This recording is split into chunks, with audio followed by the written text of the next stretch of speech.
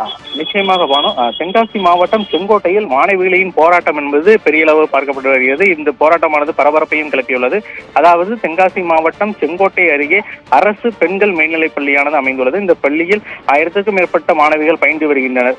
இந்த நிலையில் கடந்த 2 தினங்களுக்கு முன்பு வகுப்பறையில் ரசாயன பாட்டில் உடைந்து விழுந்ததன் காரணமாக 10க்கும் மேற்பட்ட மாணவிகள் திடீரென மயக்கமடைந்து விழுந்தனர். மயக்கமடைந்த மாணவிகளை தென்காசி தலைமை அரசு மருத்துவமனையில் அனுமதிக்கப்பட்டு அங்கு சிகிச்சைகள் அளிக்கப்பட்டு வந்தது.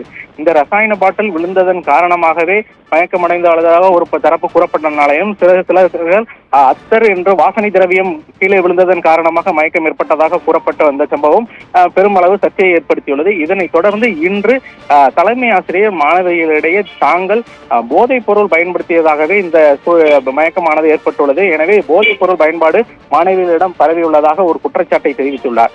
இந்த குற்றச்சாட்டை தொடர்ந்து தலைமை ஆசிரியர் பேச்சை கண்டிக்கும் விதமாக இந்த மாணவிகள் திடீரென ஆர்ப்பாட்டத்தில் ஈடுபட்டுள்ளனர்.